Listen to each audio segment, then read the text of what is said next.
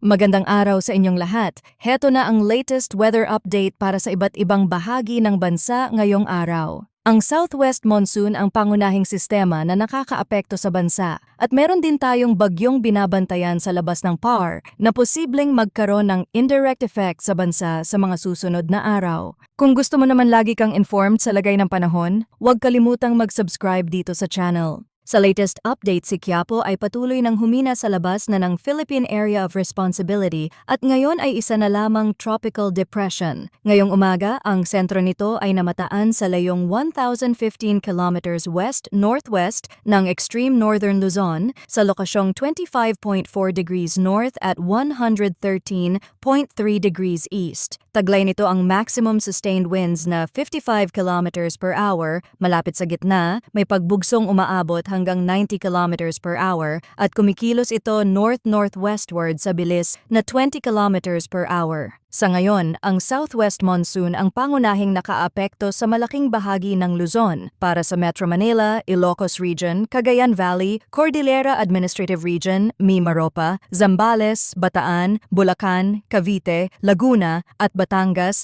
Ang inaasahang lagay ng panahon ay cloudy skies with scattered rains and thunderstorms dulot ng Southwest Monsoon. Ibig sabihin, mas mataas ang posibilidad ng makakapal na ulap at pabalik-balik na pag-ulan sa mga lugar na ito.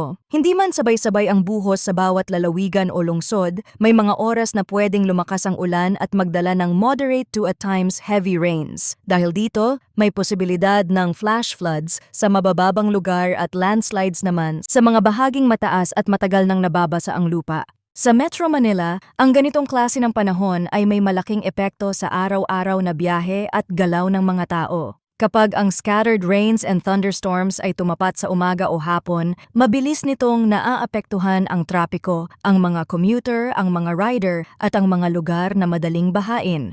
Hindi kailangan na buong araw umulan para magkaroon ng abala. Minsan, sapat na ang isang malakas na buhos sa loob ng maikling oras para mapuno ang mga kanal, bumagal ang daloy ng sasakyan, at magkaroon ng localized flooding sa mga mabababang kalsada. Kaya para sa mga may pasok, may lakad o may biyahe sa labas, mas mabuting magdala ng panangga sa ulan at magbigay ng dagdag na oras sa paglalakbay. Sa Ilocos Region, Cagayan Valley at Cordillera Administrative Region, mas mahalaga ang pagbabantay dahil may kombinasyon ng ulan, mataas na terrain at mga lugar na sensitibo sa landslide at biglaang pagtaas ng tubig. Sa Ilocos Region at Cagayan Valley, ang mga komunidad na malapit sa mga ilog, estero at mabababang bahagi ay dapat maging alerto kapag ang ulan ay tumagal at nagpabalik-balik sa loob ng araw. Sa Cordillera Administrative Region naman, dahil maraming lugar ang bulubundukin, mas tumataas ang panganib ng pagguho ng lupa kapag patuloy na nababasa ang lupa. Ang mga kalsadang nasa gilid ng bundok, mga barangay na nasa matataas na bahagi, at mga lugar na dati nang may pagguho ay kailangang mas tutukan kapag lumakas ang ulan. Sa Mimaropa, kabilang ang mga lugar na mas lantad sa dagat at sa pagpasok ng moist winds,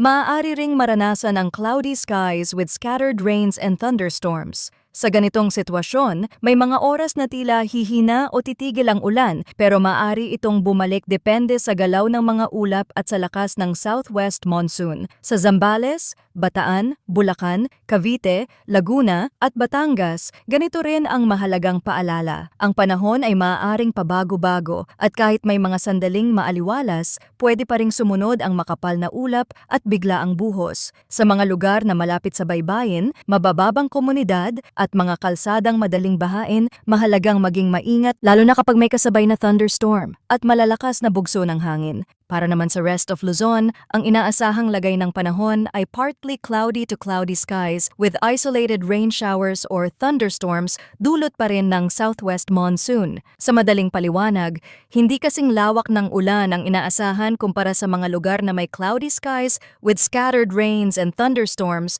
pero hindi ibig sabihin na wala nang dapat bantayan. Ang isolated rain showers or thunderstorms ay maaaring tumama sa piling lugar lamang, pero kapag naging severe ang thunderstorm, pwede pa rin itong magdala ng malakas na buhos sa maikling panahon. Kaya sa mga bahagi ng Luzon na hindi kasama sa mas malawak na rainfall area, kailangan pa ring obserbahan ang aktual na lagay ng panahon, lalo na sa hapon at gabi kung kailan mas madalas mabuo ang thunderstorms.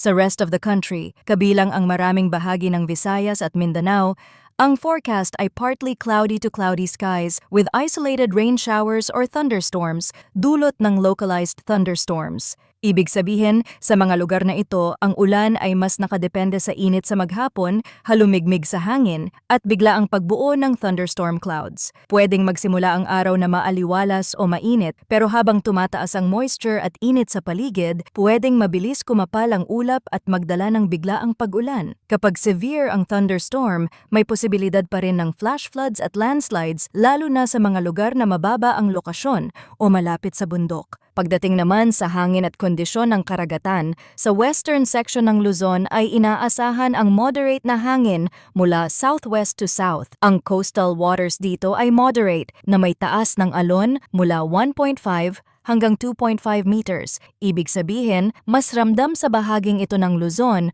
ang epekto ng mas aktibong monsoon flow. Para sa mga mangingisda at maliliit na sasakyang pandagat, kailangang maging mas maingat dahil ang ganitong taas ng alon ay pwedeng maging mahirap lalo na kapag may kasabay na ulan o thunderstorm. Sa mga baybaying lugar sa kanlurang Luzon, mahalagang bantayan ang aktuwal na kondisyon ng dagat bago bumiyahe. Sa rest of Luzon, ang hangin ay light to moderate mula south to southeast, habang ang coastal waters ay slight to moderate na may taas ng alon mula 0.6 hanggang 1.8 meters. Sa Visayas at Mindanao naman, ang hangin ay light to moderate mula south to southwest at ang coastal waters ay slight to moderate na may taas ng alon mula 0.6 hanggang 1.5 meters. Sa pangkalahatan, hindi man lahat ng bahagi ng bansa ay may parehong kondisyon ng dagat, malinaw na may ilang lugar na mas kailangang mag-ingat lalo na sa western section ng Luzon. Kapag may thunderstorm sa dagat, pwedeng pansamantalang lumakas ang hangin at tumaas ang alon kahit ang general forecast ay slight to moderate lamang. Sa mga susunod na araw, ang southwest monsoon ang patuloy na magdadala ng ulan sa ilang bahagi ng bansa. Sa ngayon, wala pang malinaw na development ng isang low-pressure area ngayong araw, pero may posibilidad pa ring may mabuo sa may kanluran o sa silangang bahagi ng bansa sa mga susunod na araw. Gayunman, medyo kalat-kalat pa ang forecast at malaki pa ang uncertainty, kaya hindi pa dapat magbigay ng sobrang tiyak na konklusyon tungkol sa magiging eksaktong lokasyon, galaw o lakas ng anumang posibleng development. Mayroon ding nakikitang isang super typhoon sa labas ng PAR.